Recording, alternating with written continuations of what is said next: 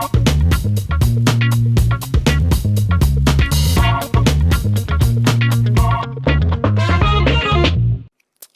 mentioned you that in Appsilon, I'm responsible for developing our open source project, but this is only my part-time job.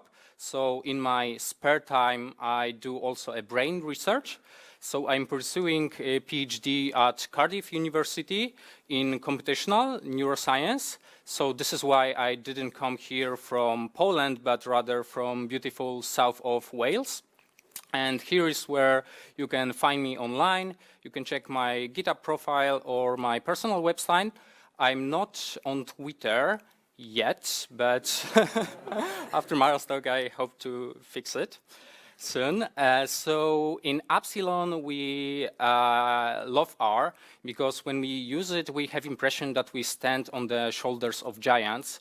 Usually when we tackle some problem, it is like, thanks to open source solution, it is quite easy for us to start working on it or even sometimes solve it.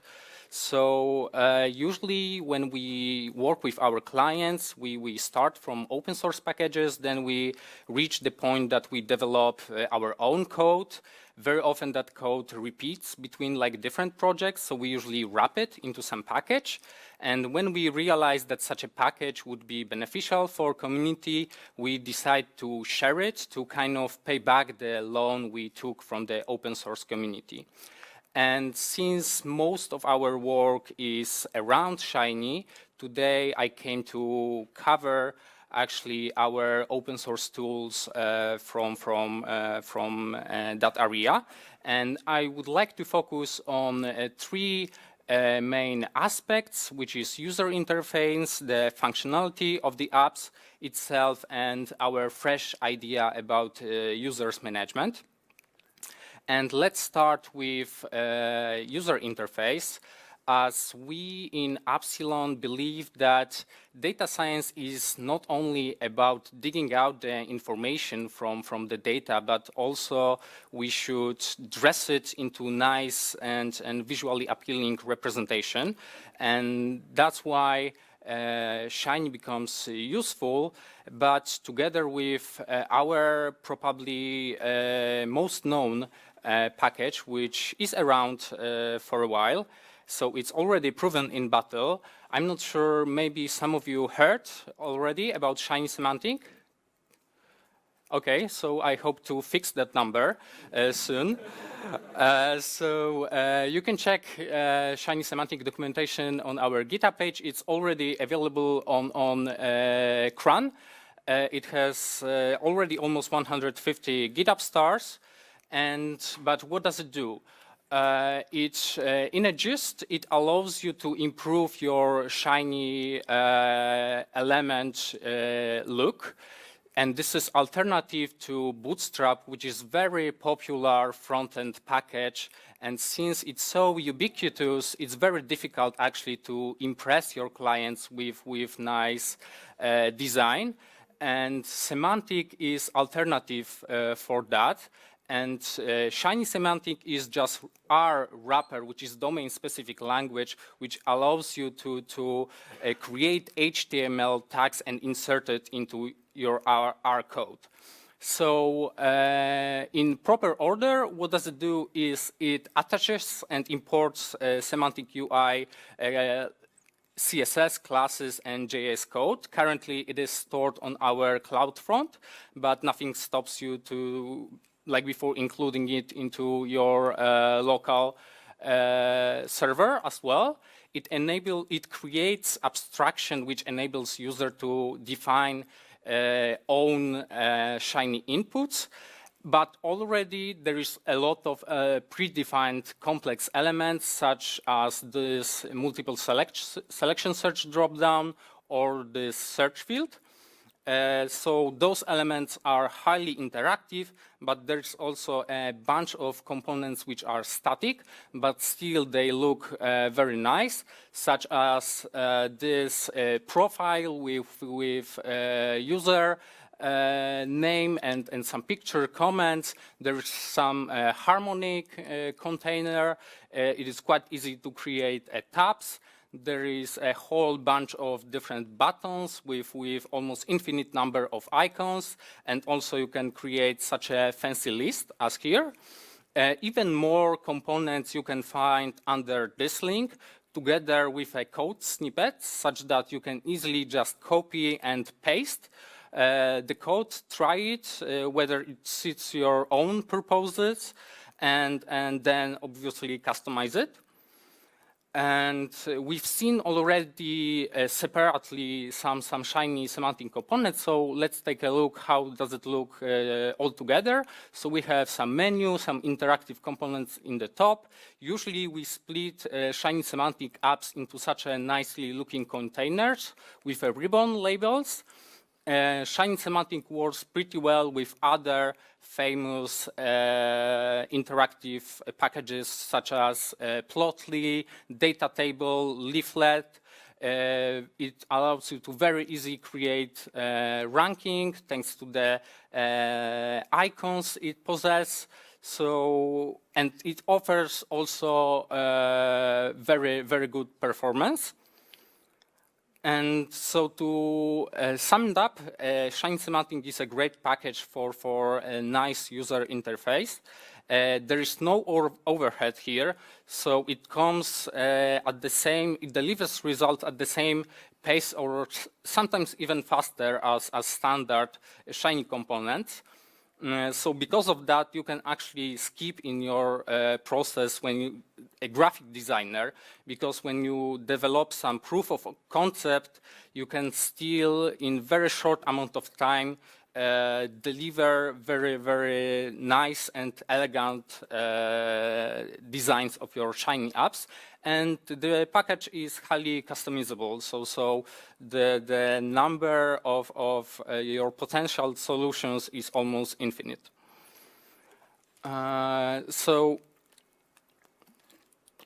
when you develop Shiny apps, very often you reach the point when your app becomes very big, and so that you often divide it into sub-pages, create some menu, and that's a very typical structure. It is called a dashboard, and Shiny comes with a possibility of creating such a dashboard, but well-known Shiny dashboard package suffers from the same flaws as standard Shiny components. So because of that, we designed a semantic dashboard, which is a new kit on the blog. It is already available on CRAN with its first stable version, but the most recent one is available on GitHub, and it sits on the top of Shiny semantic. And it allows you to inject semantic UI components into your dashboard. And because it overrides all the functions from standard Shiny dashboard package, it is very easy actually to switch to semantic UI. You just change the import. So let's have a look how that looks in practice.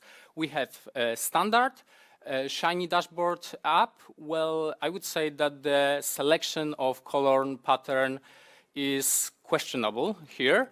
So if in exactly the same app I just change the import, I can very quickly change to such a theme.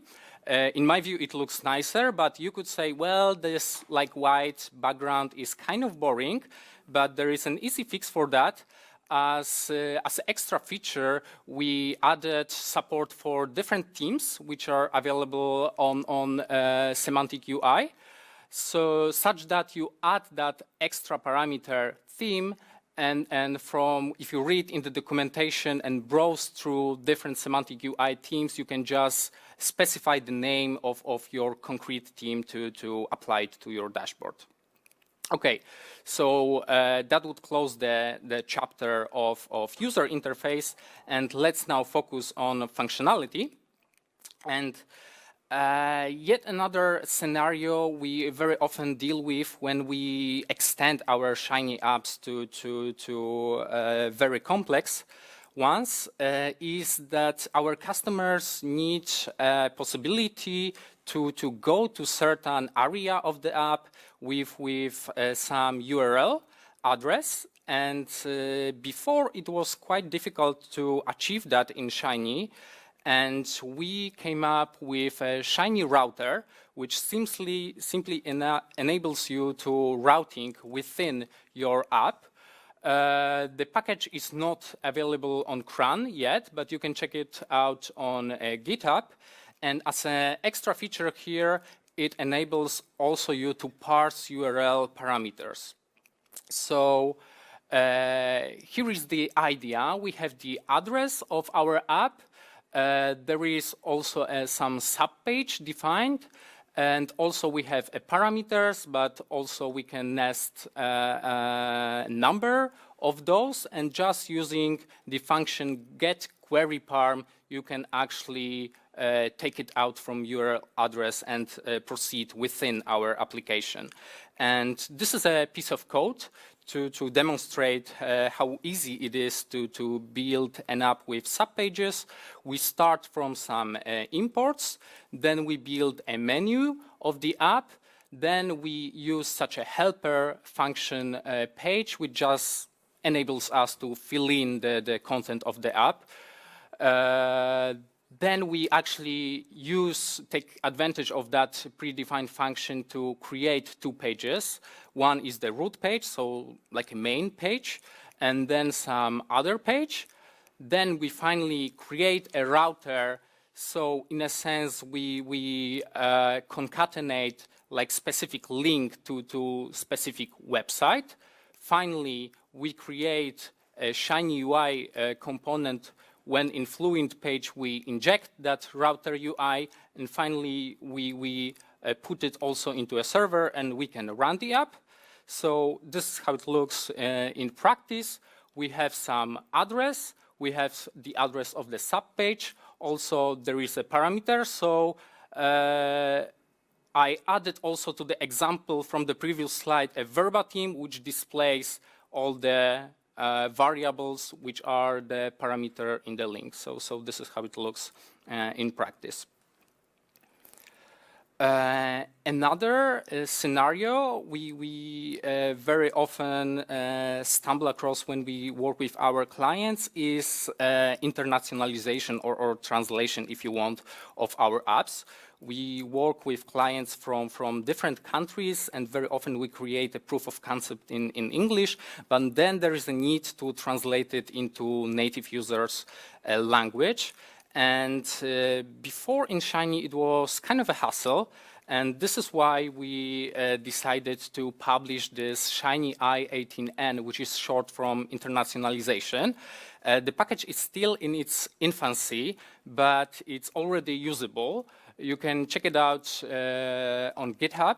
It was inspired by Ruby or Django solutions to that problem.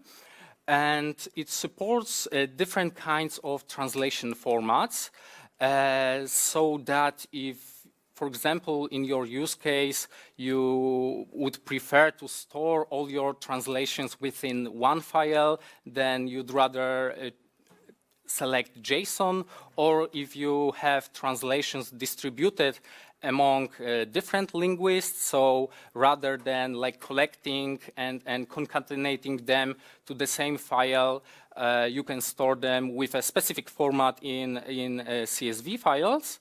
So I will present how that example translation file looks like in a second.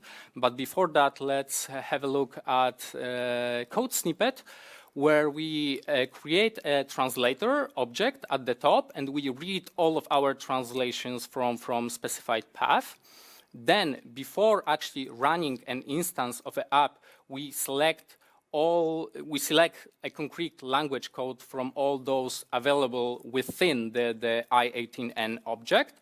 And the crucial part of that is that we can surround all the text messages of our app with that T, which is short from translation method. and everything surrounded by that method will be translated when we change this language code. So this is how typical CSV file looks like. So this is simple comma-separated value with the translations, and one important thing is that language code in a header, and it is completely arbitrary. So for example, if I would like to translate it to Klingon language, then I could call that KL and also use it. And here is a simple demo, how it looks. So at the bottom, you have that change from language code from AN to Dutch. And here, very quickly, exactly the same app is translated into Dutch. Please don't blame me about quality of that translation because it comes from Google Translate. Okay, so that's all about functionality, and this is our most recent idea about user management. And one disclaimer here: the code I will present in a second is not yet in open source, so we use it only for working with our clients. But it is very easy to imagine a situation when you want to give certain rights or access to certain areas of your dashboards or apps. And it is where Shiny Users solution becomes handy. It enables you to create authentication handled on the Shiny side. You can create and define access to different parts of the app for your users, and it's quite easy actually to integrate it with different logging services like Google Login or LDAP. And here is another very short demo. So we have one user with a proper access and another user who can't log into the certain area of the app. And this is very simple, but on the top of that sits Shiny Admin, which is not actually a standalone package, but is like an older sibling of Shiny Users. And it allows you not only to manage your users and to give them certain rights, but also to collect all kinds of statistics about users' activity you can imagine, such as session duration, inserted inputs, clicked objects, how they navigate throughout the app, how often they log in. And from the user experience team, actually such statistics are just invaluable.